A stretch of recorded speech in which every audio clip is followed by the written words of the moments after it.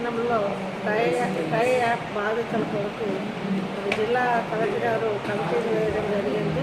దానిలో భాగంగా నిన్న కొంతమంది బాధితుల నుంచి రిపోర్ట్లు తీసుకోవడం జరిగింది.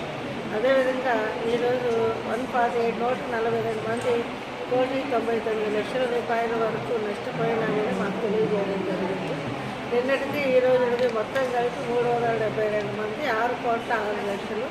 ఇవన్నీ కూడా ఇంకా మేమందరి దగ్గర నుంచి కూడా కొన్ని ఇన్ఫర్మేషన్ గేదర్ చేయడమైంది. అవన్నీ కూడా రిపోర్ట్ తయారు చేసి జిల్లా అధికారికి సబ్మిట్ చేస్తాం. ప్రధానంగా మెప్మా సిబ్బంది ఆర్పీల పైన ఆరోపణలు, అది ఎంతమంది ఇప్పటి వరకు వచ్చిన రిపోర్ట్లు మేడం? అవును మేడం, ఎంతమంది వరకు వచ్చినాయి మేడం? ఇప్పుడు అదే రిపోర్ట్ చేస్తూ ఉన్నాము. రిపోర్ట్ అయితే కానీ మేము చెప్పలేము ఎంతమంది వచ్చినారు, ఎవరెవరు ఎంత అమౌంట్ ఇన్వాల్వ్ అయినారు అన్నీ మేము తీసుకుంటున్నాం. ఇప్పుడు కూడా ఆయన వస్తే కూడా ఫోన్లో వచ్చినవన్నీ తీసుకున్నాము. అన్నీ కూడా కలెక్టర్ గారికి సబ్మిట్ చేస్తాం. అంటే వాళ్ళపైన ఎలాంటి చర్యలు తీసుకుంటాం? రిపోర్ట్ సబ్మిట్ చేసిన తర్వాత అందరి మీద కూడా చర్యలు ఉంటాయి. మేడం ఇదివరకు ఏదన్నా రాజేష్ మీద ఫోన్ ట్యాప్ గతంలో నాకు తెలిసినంత వరకు ఏమీ రాలేదు. రాజేష్ అనే అతను మా దగ్గర డేటా ఎంట్రీ ఆపరేటర్ మాత్రమే. కానీ మీరు అందరూ అనుకున్నట్లు అది పెద్ద సారు కాదు, పెద్ద ఎంప్లాయీ కాదు.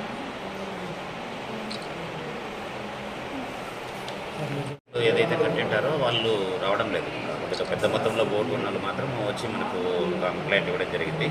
మేడం ఆధ్వర్యంలో 2 రోజుల నుంచి నిన్న ఈ రోజు అంతా కూడా మనం ఇక్కడ వచ్చిన పిటిషనర్స్ విక్టిమ్స్ ఎవరైతే ఉన్నారో వాళ్ళందరితో కూడా మనం వివరాలన్నీ సేకరించాం. వీళ్ళ అకౌంట్లు ఎక్కడ అకౌంట్కి వీళ్ళు అమౌంట్ పంపించారు, వాళ్ళకి ఎంత అకౌంట్ నుంచి ఎంత డబ్బు వచ్చింది, ఈ వివరాలన్నీ కూడా సేకరించినాం.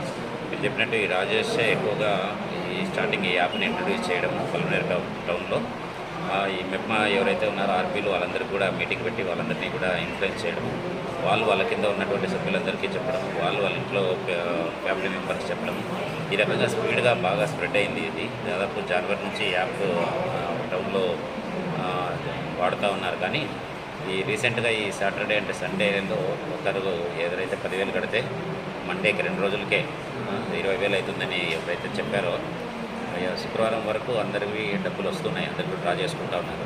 అది చూసి నమ్మి అందరూ కూడా చాలా వరకు ఆర్డర్లు కూడా బంగారు కుదిపెట్టడం, మోటార్ సైకిళ్ళు కుదిపెట్టడం ఇవన్నీ కూడా చేశారు. చేసి విపరీతంగా డబ్బులు కట్టారు.